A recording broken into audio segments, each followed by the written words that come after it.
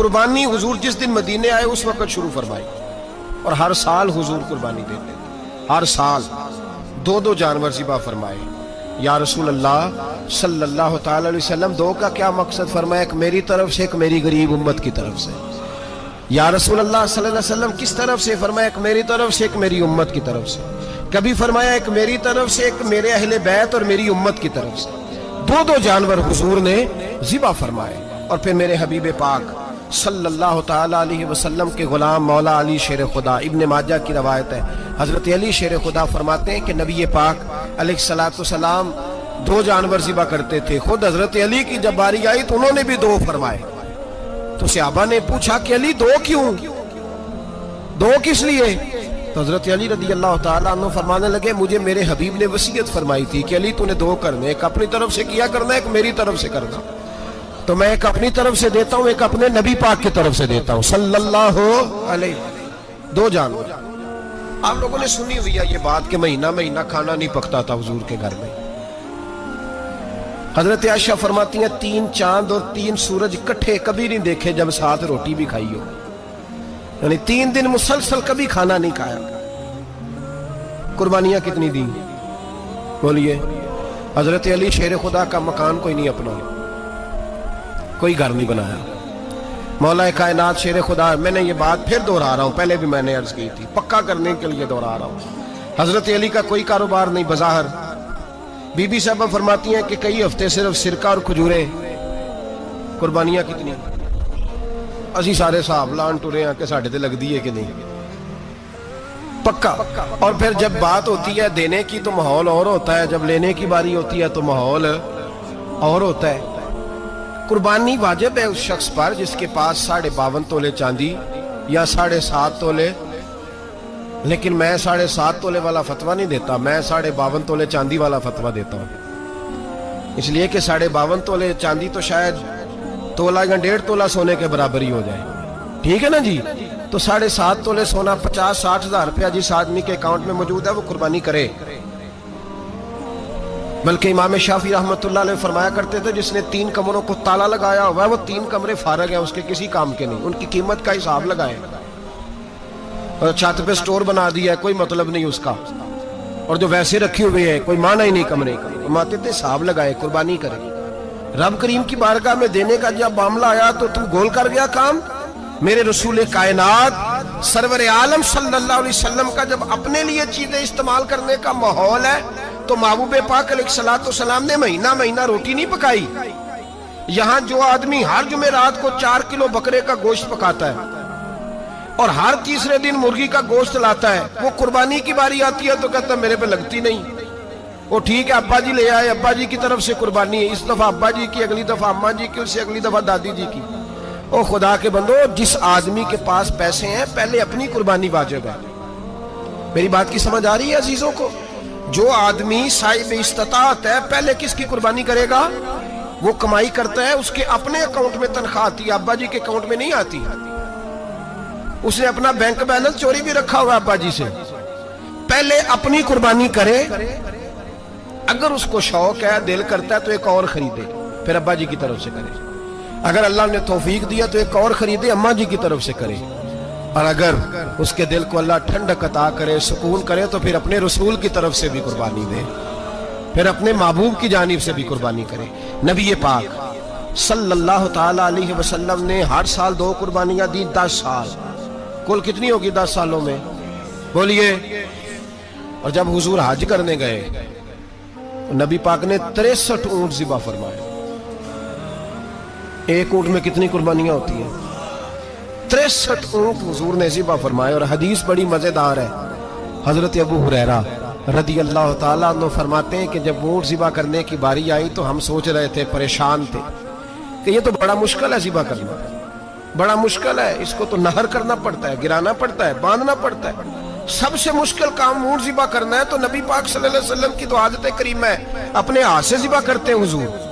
وہ ہمارا اللہ خیر کرے، اب اللہ ہی حافظ ہے، ذبح کرنا تو دور کی بات ہے۔ ہمارا جو بی اے پاس لڑکا ہے نا، اس کو ڈر آتا ہے جانور کے پاس کھڑے ہوتے ہوئے، کہتے ہیں بچوں کو اندر لے جاؤ، 10 سال کا 12 سال کا اندر لے جاؤ، ذبح کرنا ہے، روئے گا۔ اب بس کرو یار، یہ کس قوم سے تمہارا تعلق پڑ گیا ہے؟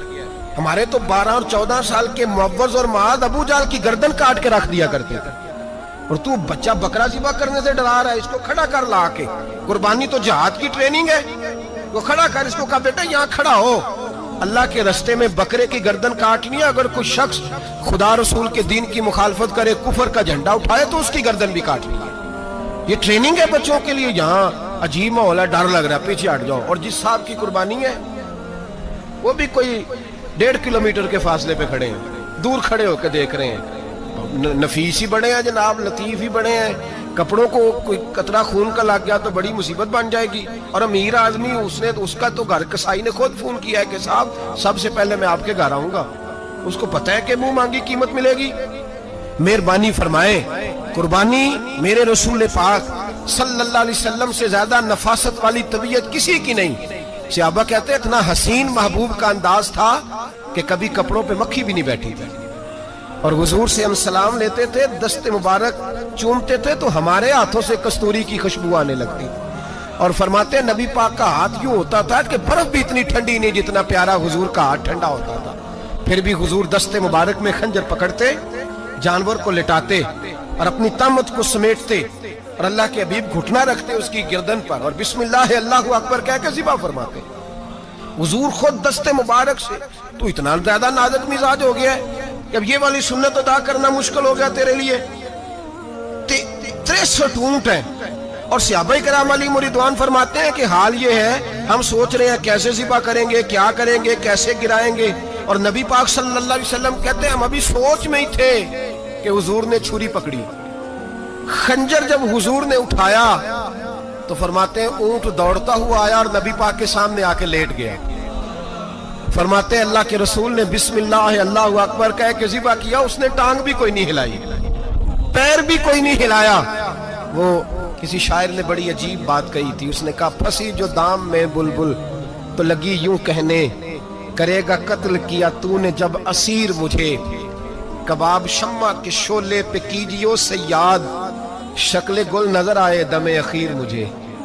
وہ کہتے ہیں بلبل کو شکاری، سیاد شکاری نے پکڑ لیا بلبل کو، تو سیاد سے بلبل کہنے لگی تو نے پکڑا ہے تو قتل تو کرے گا ہی نہ، کھائے گا تو صحیح، ایک میری منت ہے۔ شکاری کہنے لگا وہ کیا؟ تو بلبل کہنے لگی جب تو مجھے ذبح کرے نا اور پکائے تو مجھے پھول سے بڑی محبت ہے، اس طرح کرنا، کوئلے اتنے زیادہ دہکانا، اس قدر زیادہ آگ جلانا کہ ان کی شکل گلاب کے پھول کی طرح سرخ ہو جائے، تو جب تو مجھے ان پر جلائے گا تو مجھے تکلیف نہیں ہوگی، اس لیے کہ محبوب کا چہرہ جو سامنے آ جائے گا مجھے تکلیف نہیں ہوگی۔ پھنسی جو دام میں بلبل تو لگی یوں کہنے، کرے گا قتل کیا تو نے جب اسیر مجھے، کباب شمع کے شولے پہ کیجیو سیاد، اور شکل گل نظر آئے دم اخیر مجھے۔ اعلیٰ حضرت بریلوی علیہ رحمہ فرمایا کرتے تھے، فرماتے تھے بڑی تکلیف ہوگی جب جان نکلے گی۔ روایتوں میں آتا ہے جس طرح باریک دوپٹہ جھاڑیوں پہ ڈالا جائے، کھینچا جائے تو پھٹ جاتا ہے، یوں تکلیف ہوگی۔ اور فرمانے لگے رسول اللہ کے غلام کو کوئی تکلیف نہیں ہوگی۔ حضور کیوں؟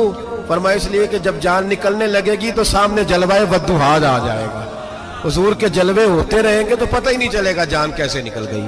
پھنسی جو دام میں بلبل، تو صحابہ فرماتے ہیں کہ اونٹ دوڑتا ہوا آیا، حضور کے سامنے آ کے لیٹا، نبی پاک نے ذبح فرمایا، اور فرماتے ہاتھ دھو گئی۔ حضور نے توجہ فرمائی تو دوسرا دوڑتا ہوا آ گیا، تیسرا آ گیا۔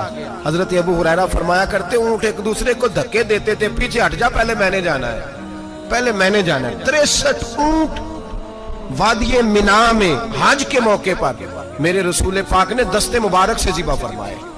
ہر قربانی حضور نے اپنے ہاتھوں سے فرمائی۔ قربانی واجبات دین میں سے، ضروریات دین میں سے، اور کوئی اتنا لمبا چوڑا مسئلہ نہیں، بہت ساری چیزوں کو خود بخود مشکل کر لیتے ہیں۔ ٹی وی پہ خبر آتی ہے فیصل آباد کے 2 بیل ہیں، بولو اور ڈولو، پتہ نہیں کتنے من ان کا وزن ہے۔ ان سے پوچھا جا رہا ہے کہ بولو ڈولو کھاتے کیا ہے؟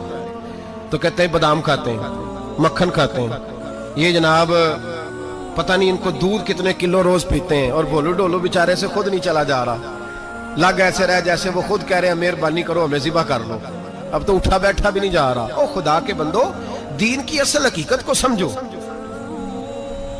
یہ تو حضور نے فرمایا خوبصورت جانور لاؤ، یہ کس حدیث میں آیا ہے کہ اسے بادام کھلاؤ؟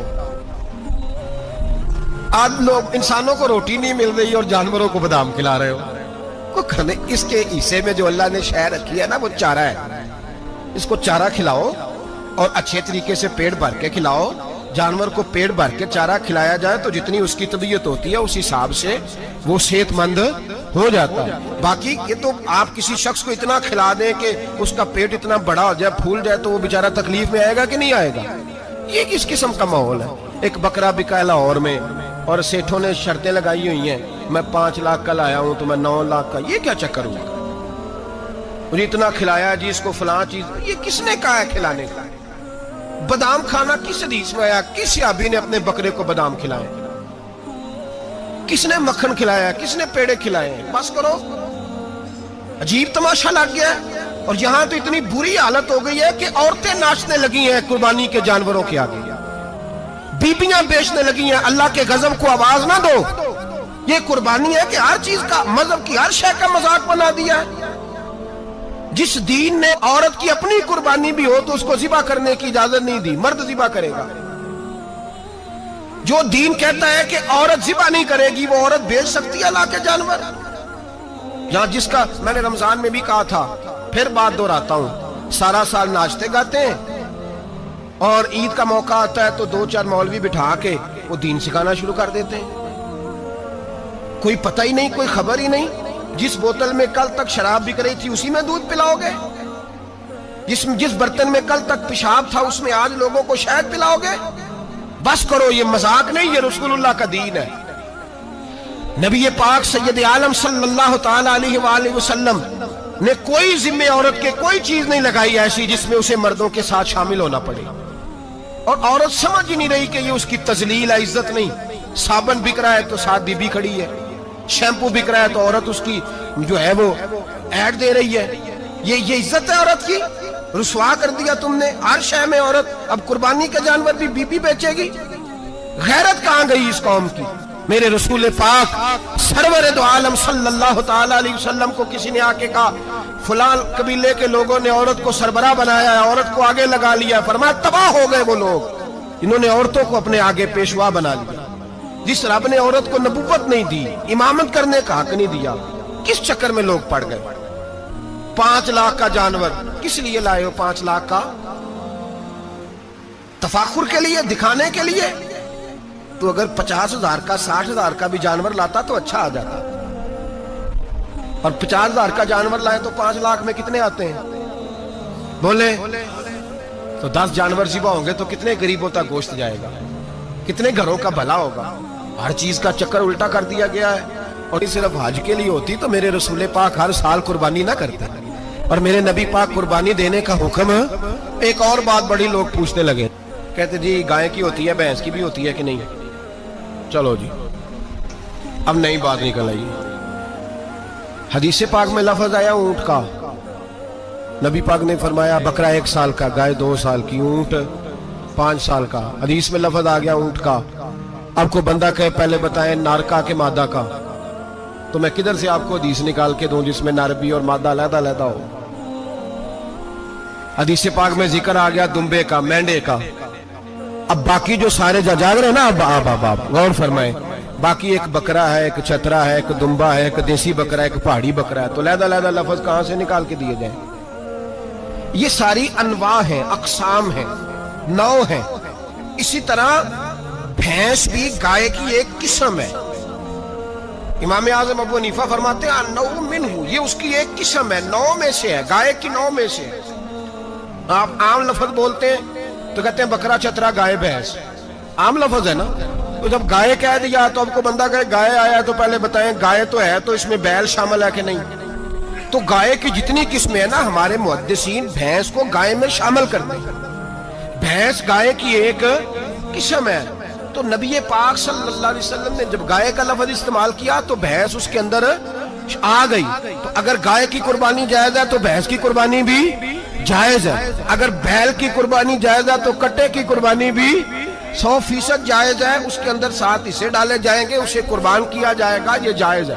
اگر آپ شرعی لفظ نکال کے دکھانے کو کہیں گے تو پھر تو بڑی چیزوں میں لوگ الجھ جائیں گے، پھر کیسے نکالا جائے گا خسی کی جائز ہے کہ نہیں, جو خسی نہیں اس کی جائز ہے کہ نہیں, فلاں کی. تو ان تفصیلات, ہاں بہت ساری چیزوں کی تفصیلات حدیث میں ہیں لیکن ساری چیزوں کی موجود نہیں. اس لیے میرے عزیز یاد رکھیں, بھینس کی قربانی بھی ہوگی, گائے کی بھی ہوگی, بیل کی بھی ہوگی, کٹے کی بھی ہوگی. جن کی نہیں ان کی نہیں. ہم نے کبھی کہا ہرن کی قربانی بھی ہوگی یا مرغی کی قربانی بھی ہوگی. تو حدیث مبارکہ کے اندر